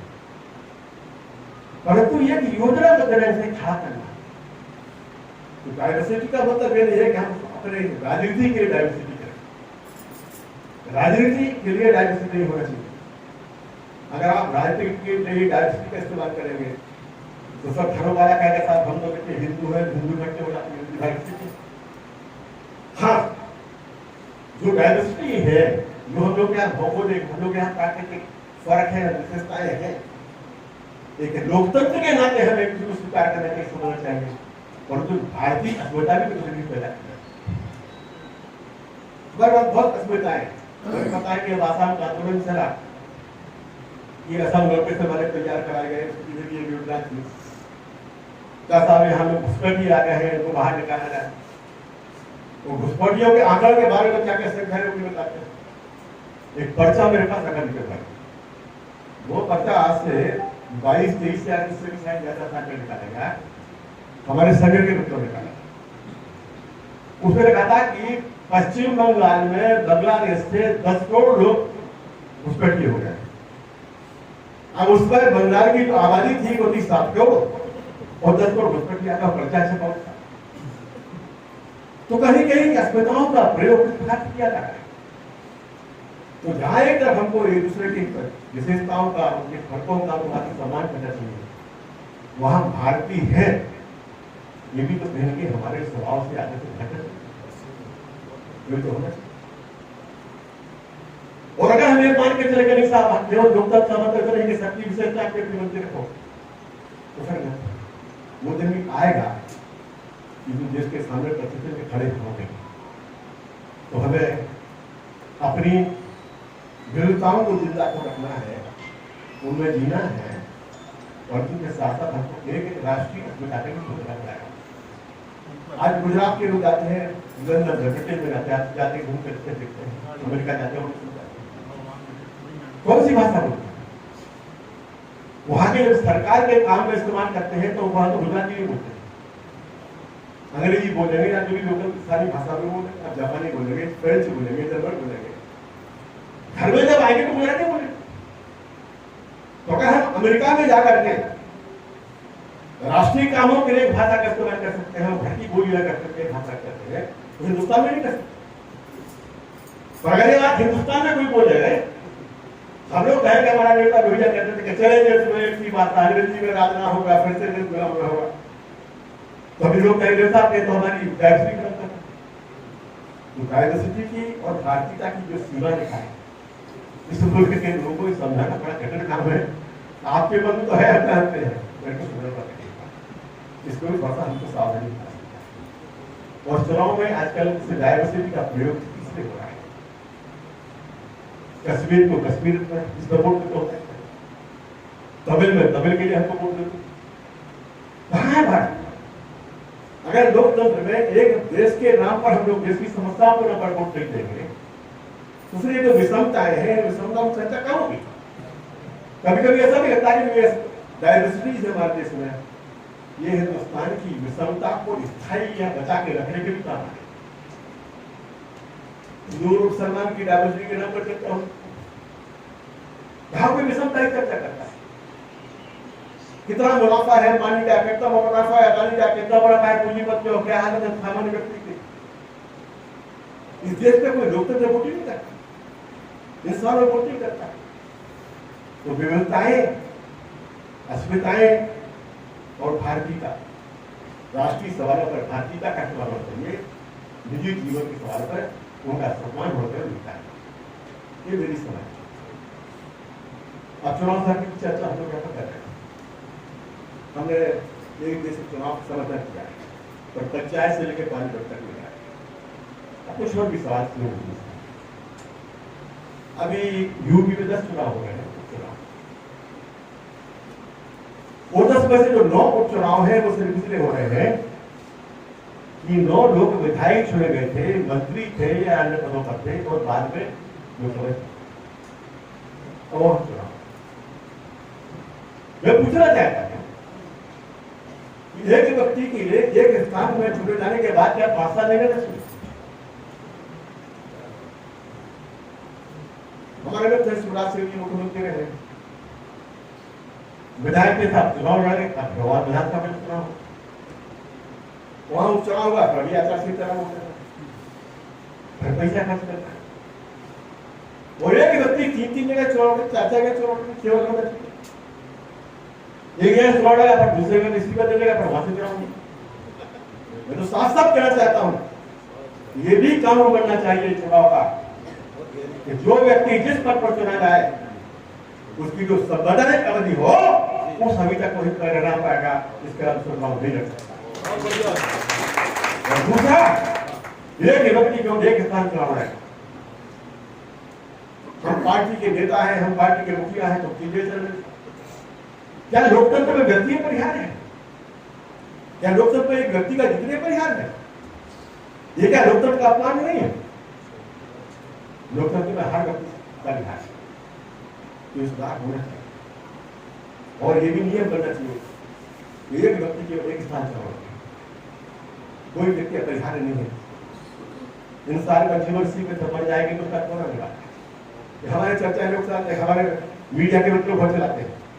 नेहरू जी के जमाने में लोग कहते थे आपका नेहरू हूं, भाई नेहरू जी थे बेचारे बहुत योग्य आदमी थे, उन्होंने बड़ा काम किया, जो उस समय संभवतः और अच्छा काम किया, पर उसके बाद भी देश चल ही रहा है। तो इसलिए व्यक्ति परिहार नहीं है, इस पर भी सोचने का काम करना चाहिए और चुनाव सुधार के सवाल को सोचना। एक बात और मैं आपसे पैसे का सवाल, समझते हैं कि जो सरकार है, सरकार का काम बड़ा करवाना है, तो ये जान के योजना क्या लेकर पैसे मेरे लोग लगा ताकि ये फंड न निकल पाए, इस बात के फंड के साथ तो खर्चा कम पड़ जाएगा। पर वो भूल जाते हैं कि जब जनता वोट देने का मन बना लेती है तो फंड कोई काम नहीं करता। और मैंने इस चुनाव में देखा, इस चुनाव में बहुत हद तक जनता ने पकड़ा।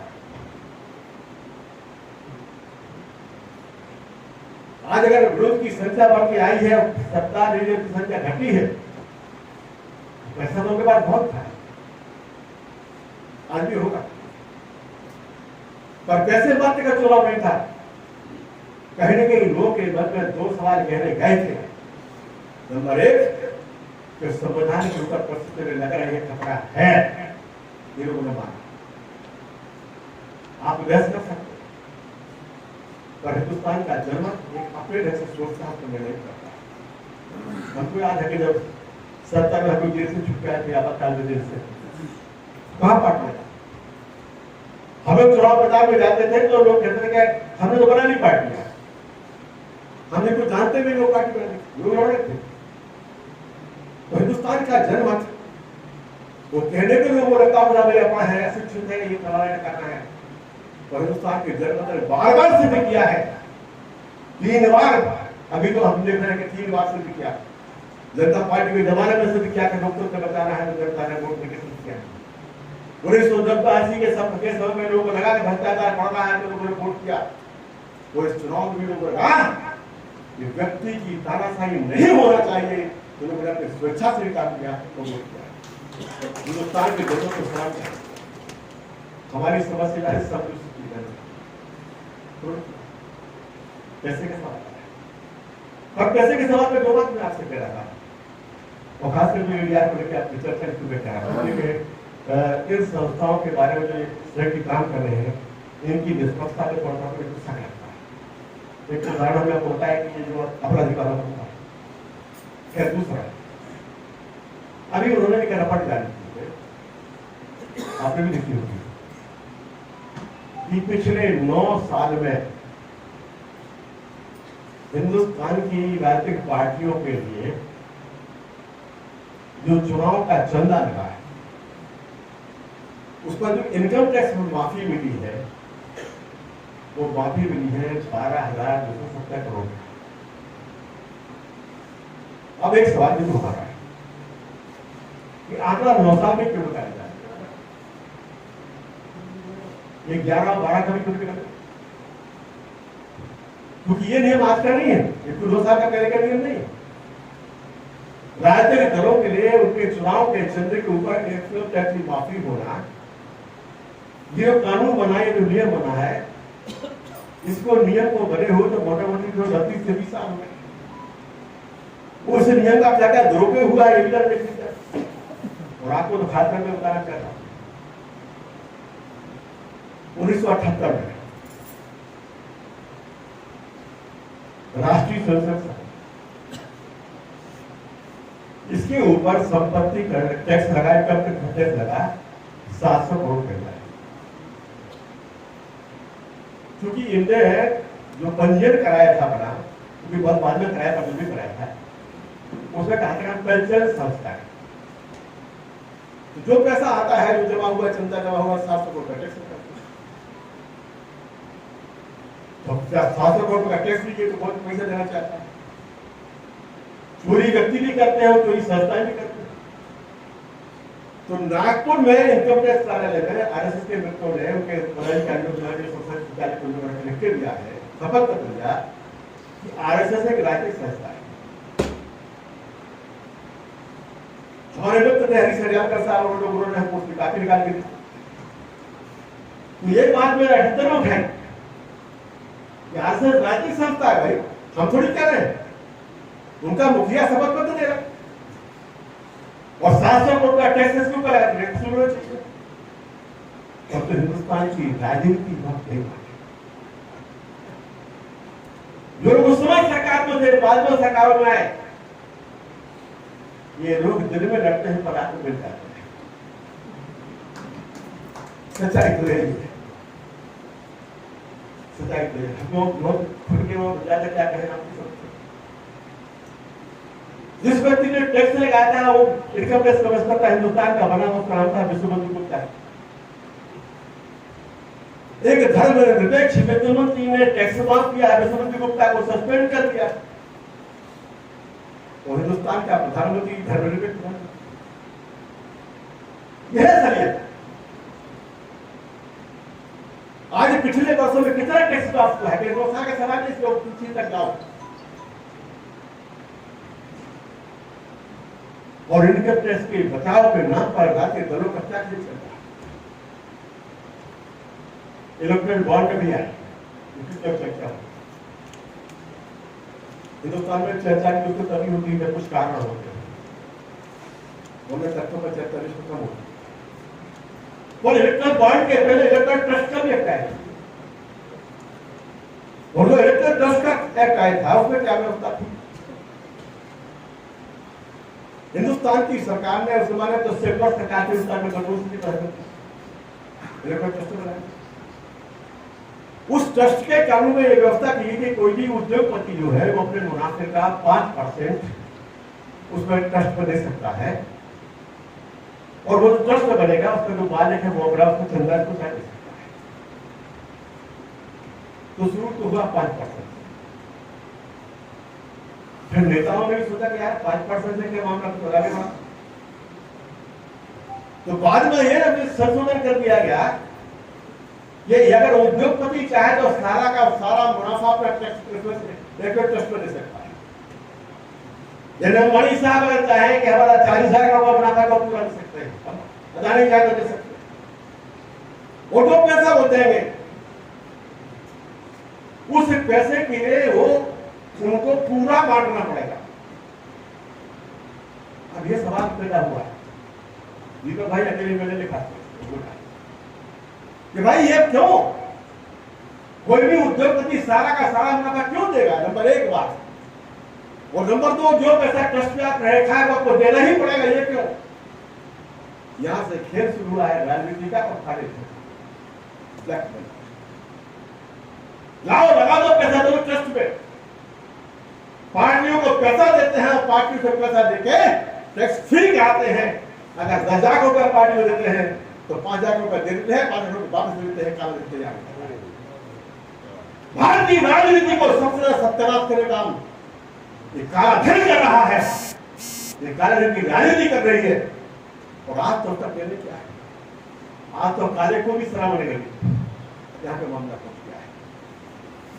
तो इलेक्ट्रल ट्रस्ट बन गया, पर इलेक्ट्रल ट्रस्ट में खतरा था कि ट्रस्ट वाला पैसे भी किसको मालूम पड़ जाएगा। उस समय कांग्रेस सरकार थी तो उद्योगपति में पैसा भाई सरकार को देता है, दूसरों को थोड़ा कम देता है। आजकल जो सरकार है वो माला माला जो लोग बेचारे परेशान है वो कम जो हालत है। तो पैसे वाला जो है, पैसे वाला तो औकात देखते न्याय करता है कि बोलो आपकी औकात क्या है, हम आपको पैसे दे रहे हैं, आप हमारे क्या कर सकते हो बताओ।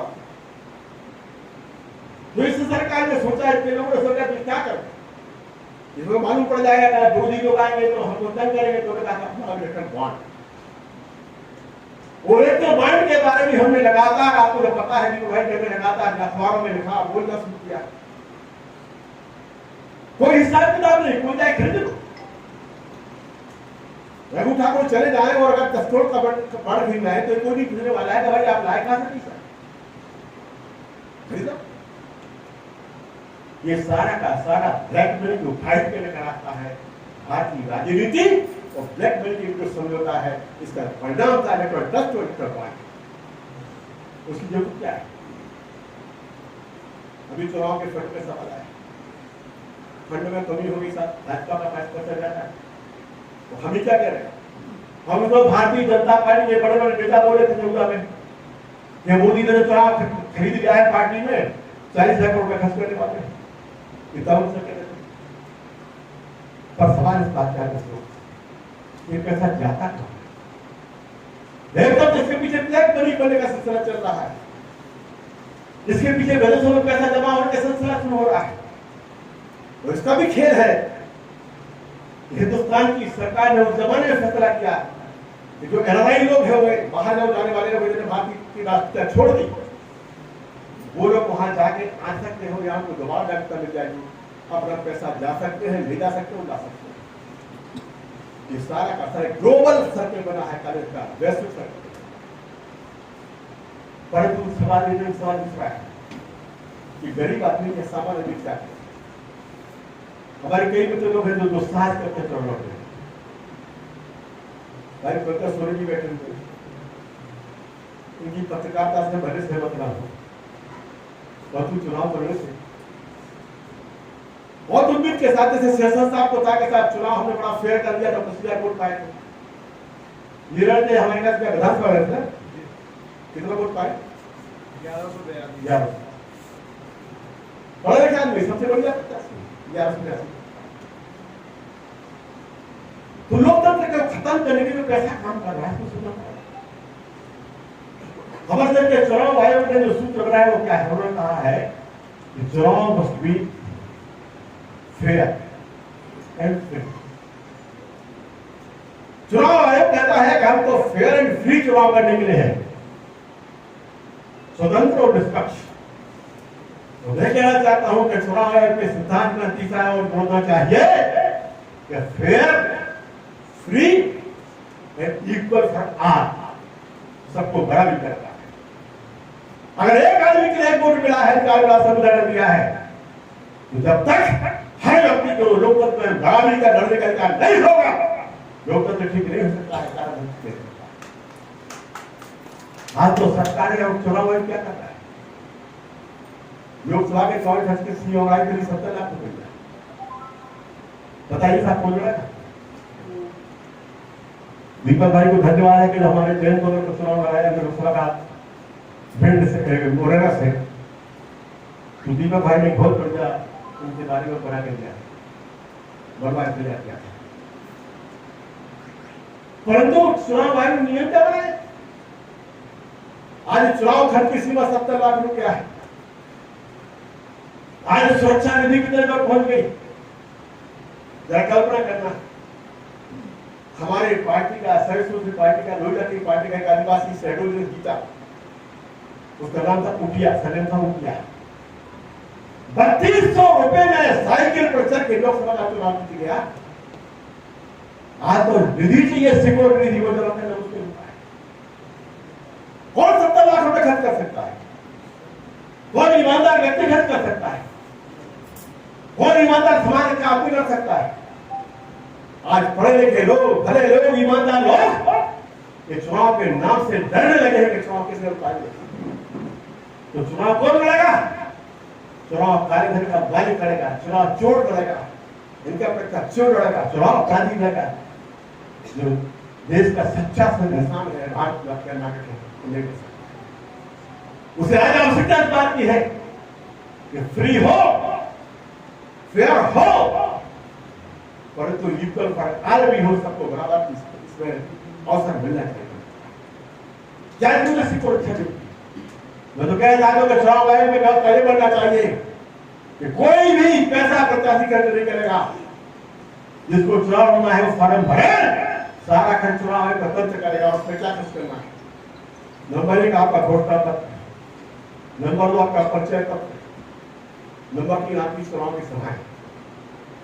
एक काम तो एक साथ हो जाए, कोई खर्चे काम नहीं है, तो हिंदुस्तान में लोकतंत्र बेहतर लोकतंत्र हो सकता है। एक पढ़ा लिखा आदमी, एक विद्वान आदमी चुन के लड़ने की हिम्मत कर सकता है।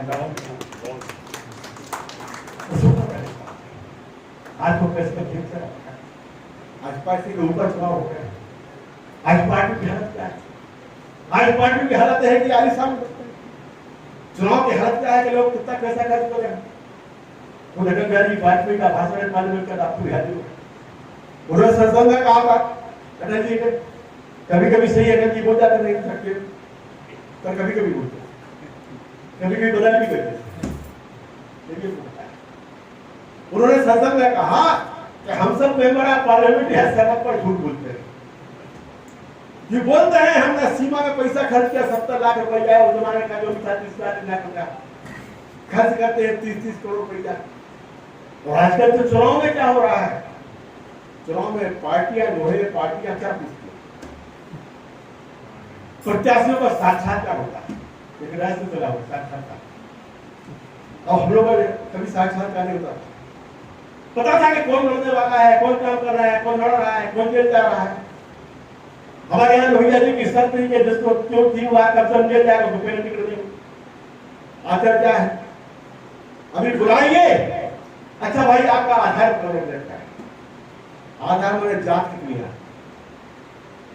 जात की संख्या पर पार्टी में टिकट करके जात पर पिटाएंगे। सबसे बेहतर दिन हिंदुस्तान के लिए दोस्तों होगा कि कोई दिन ऐसा हो या संविधान ऐसी व्यवस्था बना सके, बन जाए कि जहां पर जो जमात की अल्पसंख्यक हो वही चुनाव लड़ सकता है, वो उसे करने दे पाए। अगर ये हो जाए तो बहुत संदेश। सबसे पहले जात पूछते बोलो कौन बड़ा है? अच्छा यादव भी हो तो यादव कहते हैं, योगी हो तो योगी कहते हैं, ब्राह्मण तो ब्राह्मण कहते हैं। और शान के साथ ये लोग लिख के देते हैं अपने उसमें आजकल वो भेजते हैं बायोडेटा उसमें लिखते हैं कि हमारी बरादरी के लिए। फिर बरादरी के बाद सवाल आता है पैसा कितना खर्च करोगे। अच्छा भाई पार्टी 20 करोड़ लगाएगी उसको कितना लगाओगे, तो बड़ा बताओ उसको भी लगाओ। तो जहां जात के नाम पर पैसे के नाम पर चुनाव होता हो, प्रत्याशी को चयन होता हो, वहां लोकतंत्र कहां पर चले वाला, कैसे चलेगा। जाति के जनगणना की चर्चा हो रही, हमारे कुछ लोग बड़े लोग कर रहे हैं कि साथ मिले हुए। मोहन भागवत जी कह रहे हैं कि राष्ट्र और धर्म एक है। बाबा साहब कौन सी किताब पढ़े मुझे पता, पर राष्ट्र और धर्म एक नहीं होता है। धर्म अलग है, धर्म अलग हो सकते हैं। हिंदुस्तान में अनेक धर्म है, बुद्ध भी है, ईसा भी है, पारसी भी है, मुसलमान भी है, हिंदू भी है, सिख भी है। आप एक धर्म की बात कैसे कह सकते हैं? और फिर एक तरफ कहें कि साहब बच्चों को तो कैसे हो सकता है? राष्ट्र और धर्म एक नहीं हो सकता है। और जो भी संता है व्यक्ति इस देश में एक धर्म को लाने का प्रयास करेगा, वो हिंदुस्तान को तोड़ने का पापी हो बढ़ेगा। ये नहीं समझ, परंतु खाली वोट की, खाली चर्चा की करेगा। ये मजाक है। आज इन सवाल को कोई सोचना है कैसे चलेगा?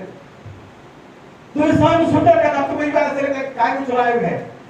अगर यही चल रहा है, ये चीजें चलना है, तो चुनाव एक तय कर लेकर है कौन से क्षेत्र में कौन बरादरी इसी को डिक्लेयर कर परंतु जाति का सवाल है। जाति पर टिकट बांटते हैं, जाति पर वोट मांगते हैं।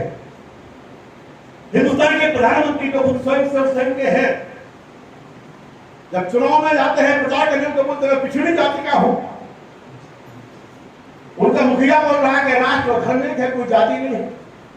तो ये कहां से जाता नहीं है तुम्हारी पिछड़ी का? फिर कैसे बोल पड़े? जाति धर्म के नाम पर आप चुनाव करते हैं, वोट मांगते हैं, उसे भूल जाते हैं। आजकल जाति के जनगणना के लोग विरोध करते हैं, काय विरोध करते हैं? मैंने माना कि जाति गंदगी है तुम्हारी। दीपाबाई ने एक बात बड़ी कही कि तो पैदा हुआ था उसमें कोई जात नहीं थी। पैदा होने के बाद नहीं पैदा होते से मैं आदमी छोटा बड़ा हो गया। एक कथन सही है, एक कथन को सुधार कर सकता है। इंसान पैदा तो बराबर ही हुआ, पर पैदा होने के बाद परिवार ने जात छोड़, परिवार ने धर्म छोड़। तो जानिए कर्नाटक का बहुत हो रहा है, क्यों साहब? गंदगी है तो गंदगी में छिपाने क्या सकता है? टिकट देते हो, जात पूछते देते हो, वोट मांगते हो, जात के नाम पर बात मांगते हो, धर्मता के नाम पर नहीं होना नहीं चाहिए। तो इसका उद्देश्य क्या है? क्यों तथ्य छुपाना चाहते? भाई जो है मालूम होना चाहिए। 1930 के 21 के जमाने में अंग्रेजों ने जाति गणना कराई थी। परिणाम है कौन नहीं जानता है परिणाम।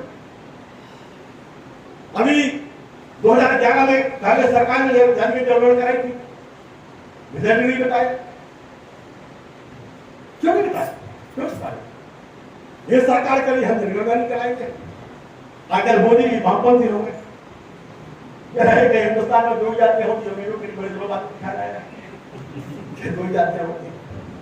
वोट मांगने लेके जाएंगे, जात के नाम पर जाएंगे, यहाँ बोले के साथ दो जातियां होती है। जाति की गणना होना चाहिए, क्या नुकसान है इसका? पता पड़ता है क्या बुराई है? तो जात को तोड़ने का भी काम शुरू करो। ये काम नौजवानों को करना चाहिए। हमारी तो बंद कर दी है, यादव जी के पास भाभी यही पहले से हो नहीं सकता है, पर नौजवान करें तो थोड़ा अंतर जाति का मसला इसको शुरू करें। देश को एक बनाना है, इन छोटी छोटी असुविधाओं को भी खत्म करना है, इन विविधताओं को भी खत्म करना ही देश बनाना है। तो दोस्तों देश को चुनाव कर जा सकता है, वैसा महसूस करता हूँ और वो भी करते हैं। इस माध्यम से हम लोग चर्चा शुरू। आज दीपक भाई आए, उन्होंने हम बच्चा भी डाले थे, हम आते हैं, हम उनको बहुत बहुत धन्यवाद देते हैं कि भाई हम लोग जब फोन किया तो 20 बजे तो हमने पूछा कि हो कहाँ? बोले देश से बाहर है। तो हमने कहा इस तारीख को आया है, आज आए लोग बहुत बढ़िया बातें हैं। आप इस संविधान को लेकर चुनाव को लेकर आज सब लोग यहाँ बड़ी संख्या में आए। बहुत बच्चे लोग हैं जो कुर्सी भी नहीं मिल पाई। और तो इसलिए भी पार्टी को देर से आए। जो आपके राजनीति का गिरा सिलसिला हो गया है नेताओं का कोई विचार नहीं होता। सुबह से लिस्ट बनाते हैं 14-15 दिन जाने की, वहां जाएंगे और सब ठीक है, जाए बैठे जो चलेगा। अरे भाई कभी भी विचार के साथ नहीं कर सकते। ये राजनीति जो है खाली शादी ब्याह पर निर्भर करता है, बड़े पर चुनाव राजनीति नहीं, इस औपचारिकता पर नहीं। कभी भी सोचो समाज के बारे में, बैठो सुनो, चर्चा करो, घर में चर्चा करो, परिवार में चर्चा करो। अगर आज सुन के जा रहे हो इन सब बातों को, रात में घर में खाने समय बीवी बच्चों के साथ चर्चा करो, ये क्या है लोकतंत्र सुधार के सामने बात तो बढ़ाओ, तब बात बढ़ेगी। तो लोकतंत्र में जैसा समाज रहेगा वैसा लोकतंत्र रहेगा। हम सुधरेंगे तो जब सुधरेगा जो आचार्य विकास समाज था तो हम आपसे इसी भी समाप्त करेंगे। और एक बात तो कहना है, आखिरी बात, हमारी आर के तिवारी की एक पुस्तक लिखा है हमारे सागर में, वास्तव में गड़बड़ हीरे तो तिवारी जी ने पहली हमने उपन्यास पढ़ा, उन्हें लगा था लिख रहे बैंक की नौकरी से आने के बाद मैंने रचना काम शुरू किया है और अभी एक पुस्तक बिहार में आई है। ये पुस्तक भेंट करना चाहते हैं, तिवारी जी हमको भेंट करेंगे, हम उनको आमंत्रित करेंगे, आप आपको भेंट करिए, इसके बाद हम सवाल करेंगे। आपको धन्यवाद।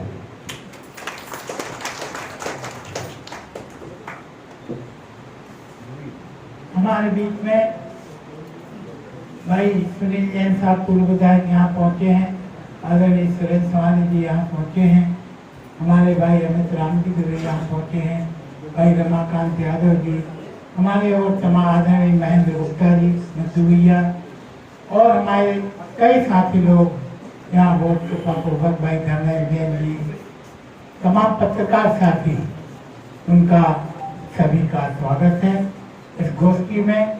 और हमें दोनों विद्वानों के द्वारा बहुत सारी बातें चुनाव सुधार में, संविधान के विषय में सुनने मिली हैं।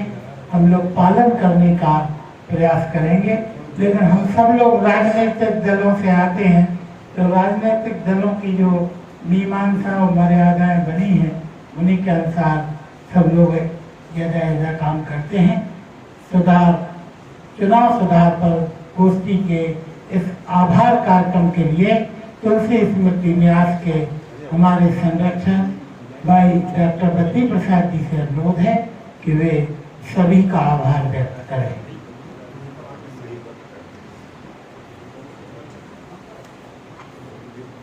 सुनील भाई का स्थान पहले से मंच पे नियत था, लेकिन आप चूंकि जबलपुर गए थे, बता के गए थे, विलम्ब से पहुंचे हैं।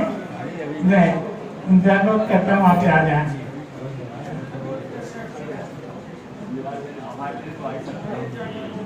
आभार लेने तो आ ही सकते हैं सुनील जी।